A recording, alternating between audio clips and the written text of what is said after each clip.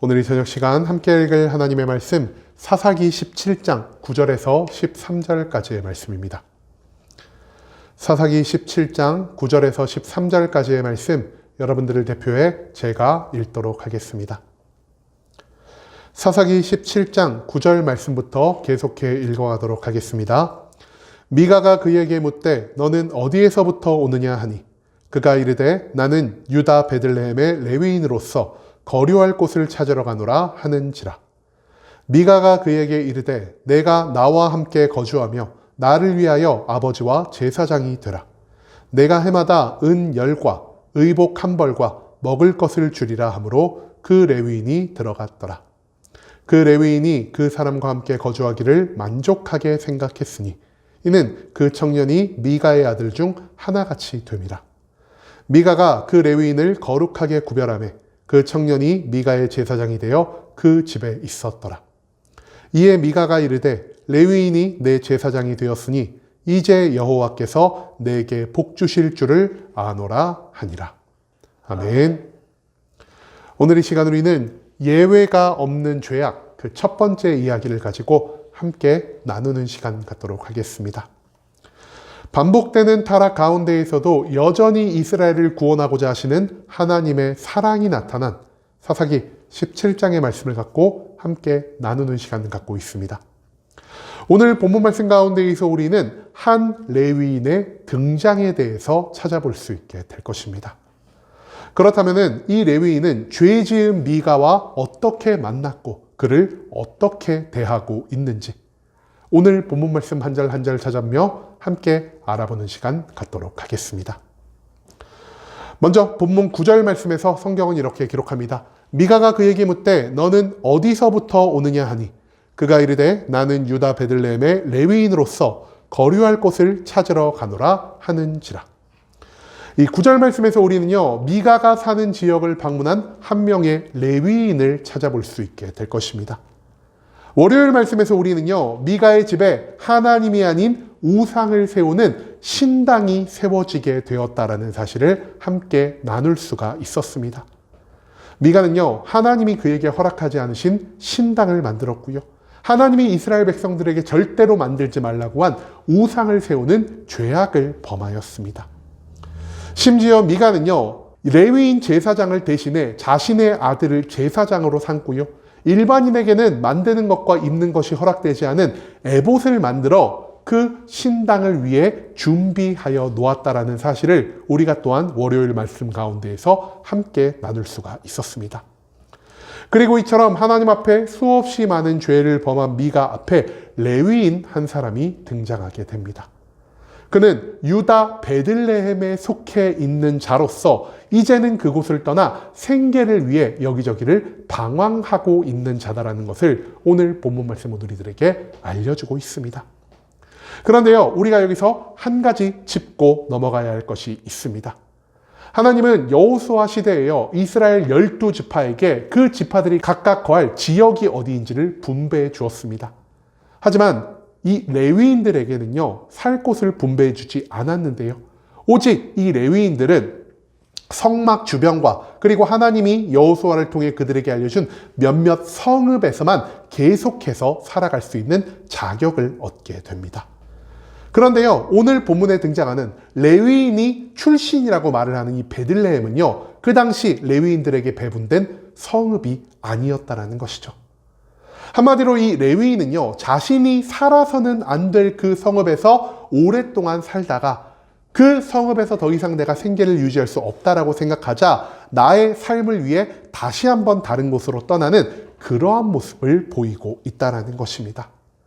이것으로 미뤄보아 우리는요, 지금 이 사사 시대에는 이스라엘 성막 중심의 제사 제도가 무너져 내리고 있으며 하나님에게 선택된 레위인조차 하나님의 뜻에 순종하는 것이 아닌 오직 자기의 만족과 유익을 위해 자기의 생계를 위해 살아가고 있다는 것을 찾아볼 수 있다는 것이죠. 시간이 흐르면 흐를수록 사사들은 믿음과 순종을 잃어가는 모습을 보였고요. 하나님을 잘 알지 못하는 이스라엘 일반 백성들은 하나님이 허락하지 않으신 신당과 우상을 세우는 모습을 보였고요. 하나님께 선택을 받아 누구보다 하나님을 잘 알고 있는 레위인들마저 하나님이 아닌 자신의 뜻을 앞세운 삶을 살아가고 있었다라는 사실을 우리는 오늘 본문의 이 9절 말씀 가운데에서 찾아볼 수가 있다라는 것입니다. 그 다음 이어진 10절과 11절 말씀에서 성경은 이렇게 기록합니다. 미가가 그에게 이르되 내가 나와 함께 거주하며 나를 위하여 아버지와 제사장이 되라. 내가 해마다 은 열과 의복 한 벌과 먹을 것을 주리라 하므로 그 레위인이 들어갔더라. 그 레위인이 그 사람과 함께 거주하기를 만족하게 생각했으니 이는 그 청년이 미가의 아들 중 하나같이 됩니다. 이 10절과 11절 말씀에서 우리는요, 레위인과 만나 대화를 하고 있는 미가와 그 대화에 따른 레위인의 반응이 어땠는지를 발견할 수 있게 될 것입니다. 미가는요, 자신의 생계를 위해서 방황하고 있는 레위인을 보았을 때 좋은 생각 한 가지를 떠올리게 됩니다. 앞서도 말씀드렸듯 이스라엘은요, 하나님이 선택한 아론의 후손이 아니고서는 그 누구도 제사장의 직위를 감당할 수가 없었습니다. 하지만 미가는 임시 방편으로나마 자기 아들들을 제사장으로 세워 이 신당 안에서 제사를 드리고 하나님께 영광을 돌리는 그 예배와 비슷한 무언가를 계속해서 드리고 있었다는 것이죠. 그런데 그의 앞에 지금 누가 찾아왔습니까? 레위인이 찾아옵니다. 성전에서 봉사할 수 있는 의무와 자격을 지닌 레위인이 우리 신당의 제사장이 된다면 이 신당이 훨씬 더 나은 모습을 보일 수 있지 않을까라는 이러한 생각을 미가가 하게 되었다는 것이죠. 그렇기 때문에 미가는요, 이 레위인을 설득하기 위해서 그가 이 땅을 방황하는 이유가 무엇인지를 생각해 보게 됩니다. 앞서도 말씀드렸듯 원래 이 레위인은요, 베들레헴에서는 살아선 안 될 존재였습니다. 하지만 그는 원래 자기에게 주어진 성읍을 떠나 베들레헴으로, 그리고 이제는 베들레헴을 떠나 다른 곳으로 자기의 생계를 위해, 자기의 편안한 삶을 위해 계속해서 움직이는 모습을 보였다는 것이죠. 즉 레위인이 구했던 것은요, 하나님의 뜻과 계획이 아닌 자기의 평안한 삶, 자기의 생계를 보장받는 삶이었다는 사실을 우리는 이 말씀 가운데에서 기억할 필요가 있다는 것입니다.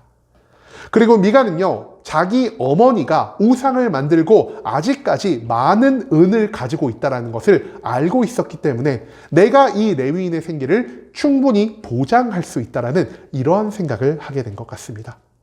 그렇기 때문에 10절 말씀에서 미가가 레위인을 위해 무엇을 약속하죠?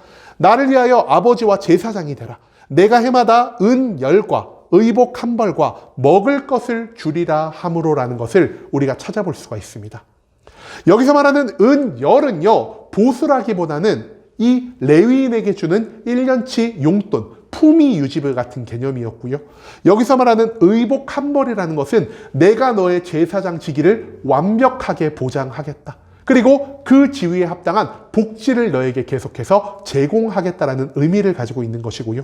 마지막으로 먹을 것이라는 것은 내가 너의 생계와 관련된 모든 것들을 제공하여 주겠다라는 말과 일맥상통한 의미를 가지고 있다라 할 수 있겠습니다. 그리고 이 권유를 받았을 때 레위인은 미가의 권유를 금방 받아들이게 됩니다. 문제는요, 이 레위인이 제사장의 직위를 감당할 자격이 없는 존재였다는 것이죠. 앞서도 말씀드렸듯 이 당시 하나님은요, 오직 아론의 자손들 중에서만 대제사장과 제사장을 선출하게 하셨습니다. 그런데 이 레위인이 어느 후손이다, 어느 가문의 사람이다라는 것을 지금 성경이 말하고 있습니까? 그렇지 않다라는 것입니다. 한마디로 이 레위인은요, 아론의 후손일 수도 있지만 아론의 후손이 아닐 가능성이 훨씬 더 높다라는 것이죠. 그리고 나중에 우리가 사사기의 뒷부분의 이야기를 찾아보면요, 이 레위인은요, 모세의 후손이라는 것을 우리가 찾아볼 수가 있습니다. 물론 모세는 굉장히 위대한 인물이었고 이스라엘의 첫 번째 지도자였지만 하나님은 절대로 모세의 후손들에게 제사장이 될 수 있는 권한을 허락하지 않으셨다는 것이죠. 한마디로 이 레위인은요, 제사장이 될 수 있는 자격도 없고요, 제사장의 직무를 감당할 수 있는 능력도 없는 자였다라는 사실을 우리가 생각해 볼 필요가 있다는 것이죠. 하지만 그럼에도 불구하고 이 레위인은요, 자신의 생계를 위해, 자신의 편안한 삶을 위해 자기가 감당해서는 안 될 그 제사장의 직분을 감당하기로 결정하였고요. 하나님이 아닌 하나님의 형상을 빌어서 만든 이 은으로 만든 신상을 위해서 이 신당에 일할 것을 결정하는 어리석은 모습을 보였다라는 사실을 오늘 이 본문 말씀은 우리들에게 알려주고 있다는 것입니다. 그 다음 이어진 12절과 13절 말씀에서 성경은 이렇게 기록합니다. 미가가 그 레위인을 거룩하게 구별하매 그 청년이 미가의 제사장이 되어 그 집에 있었더라. 이에 미가가 이르되 레위인이 내 제사장이 되었으니 이제 여호와께서 내게 복 주실 줄을 아노라 하니라. 이 12절과 13절 말씀에서 우리는요, 미가와 레위인의 죄악과 그리고 미가가 생각하는 자신의 미래의 모습이 어땠는지를 찾아볼 수 있게 될 것입니다. 미가의 권유를 받은 레위인은요, 미가 집 신당의 제사장의 역할을 감당하기 시작합니다. 그리고 레위인은 그곳에서 계속 머무르며 미가가 약속한 생계에 필요한 모든 것들을 누릴 수 있게 되었고요. 그가 그토록 원한 편안한 삶을 살아갈 수가 있게 되었습니다. 즉, 레위인은 하나님의 선택을 받은 이스라엘 지파 중 하나님께 한 번 더 선택을 받았음에도 불구하고 이스라엘 백성들보다 누구보다 많이 말씀을 알고 말씀을 깨닫고 말씀을 가르치는 존재였음에도 불구하고 하나님이 그에게 허락하지 않은 것을 범하는, 즉 불순종의 죄악을 행하는 모습을 이 말씀 가운데에서 보이고 있다는 것입니다. 그리고 우리가 여기서 한 가지 더 생각해 봐야 할 건 무엇이냐? 레위인을 제사장으로 앉힌 다음 미가가 어떤 생각을 가졌다라고요? 이제 여호와께서 내게 복 주실 줄을 아노라. 미가는요, 자기가 한 일이 하나님 앞에서 범죄하는 것인지조차 알지 못하는 모습을 보였다는 것입니다.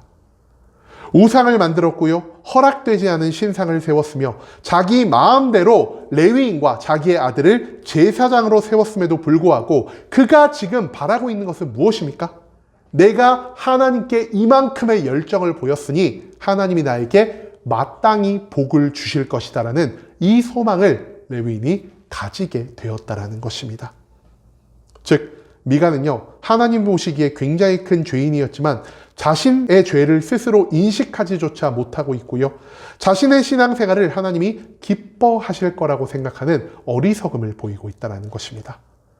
이것은 당시 이스라엘 백성들의 영적인 타락과 영적인 무감각이 극에 달했다는 것을 우리에게 보여주는 단적인 모습이 될 수 있겠고요.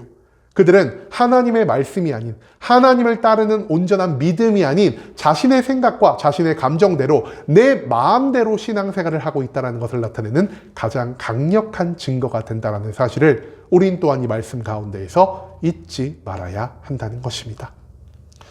여러분, 오늘 본문 말씀에서 가장 핵심적인 부분은요, 하나님의 것으로 선택을 받은 이 레위인의 행적이었습니다. 레위인은 모든 이스라엘 장자를 대신해 하나님께 바쳐진 존재로 하나님의 말씀을 온전히 배우고 그 모든 것들을 깨달아 하나님의 말씀을 온전히 지켜 행할 뿐 아니라 그 모든 것들을 이스라엘에게 가르쳐야 할 의무를 가진 존재라 할 수 있겠습니다. 하지만 오늘 본문 말씀에서 하나님에게 선택을 받은 레위인은요, 하나님이 아닌 오직 나 자신의 생계를 위해, 오직 나 자신의 만족과 유익을 위해 하나님의 말씀, 내가 알고 있는 그 모든 말씀을 부정하는 듯한 삶의 모습을 보이고 있다는 사실, 그것을 오늘 본문 말씀은 우리들에게 거듭 강조하고 있다는 것이죠. 여러분, 당시에는요, 오늘날과 같은 성경책이 없었습니다. TV를 틀면은 목사님들이 나와서 말씀하는 것을 볼 수도 없었고요, 핸드폰이 있어서 유튜브로 성경의 말씀을 들을 수도 없는 시대였습니다. 그렇기 때문에 미가가 하나님의 말씀에 무지한 것, 미가가 하나님이 원치 않는 행동, 오직 나의 열정만을 가지고 신앙생활을 한 것을 보면서 우리는 그래, 미가는 그럴 수도 있을 거야 라는 생각을 충분히 할 수가 있다는 것이죠. 하지만 이 레위인은 어떻습니까? 앞서도 말씀드렸듯 레위인은요, 이스라엘 그 누구보다 하나님과 가까운 존재였고요, 하나님의 말씀에 익숙한 존재였고요, 그 모든 것들을 지키고 행하며 가르쳐야 하는 존재였다는 것입니다. 그럼에도 불구하고 그는 자신의 역할을 모두 무시한 채 오직 나의 평안한 삶만을 바라고 있었다는 것을 오늘 본문 말씀은 우리들에게 알려주고 있다는 것이죠. 즉, 지금의 이스라엘은요, 모르고 죄를 짓는 자들만이 있는 게 아닌 알고서도 자신의 유익을 위해 죄를 짓는 존재가 함께 있다라는 사실을 오늘 본문 말씀은 우리들에게 강조하고 있다는 것입니다. 그리고 하나님은요, 모르고 지은 죄보다 알고 지은 죄를 더 중한 죄로 규정하시며 그 죄에 합당한 심판을 반드시 예비하는 분이라는 사실을 우리는 절대로 잊지 말아야 한다는 것입니다. 여러분, 이제는 우리가 이 어리석은 레위인의 모습을 쫓지 않을 수 있길 원합니다. 하나님의 말씀을 배우고 하나님의 말씀을 깨달았음에도 불구하고 나의 편안한 삶을 위해서 모든 말씀에 불순종한 레위인의 죄악을 하나님은 이미 알고 계시고요. 그에 합당한 심판을 준비하고 계신다는 사실을 오늘 본문 말씀 가운데에서 우리는 배울 수 있게 되었습니다. 말씀은 많이 알고 많이 깨닫는 것이 중요한 게 아니라 내가 아는 한 가지 말씀이라도 하나님께 온전히 순종하며 그 말씀을 지켜 행하는 게 더 중요한 것임을 우리가 잊지 말고 오직 나의 만족과 유익이 아닌 하나님이 원하시는 온전한 믿음과 순종의 삶을 살아갈 수 있는 순복음 함께하는 교회 모든 성도님들이 될 수 있길 간절한 마음으로 소망하겠습니다. 아멘.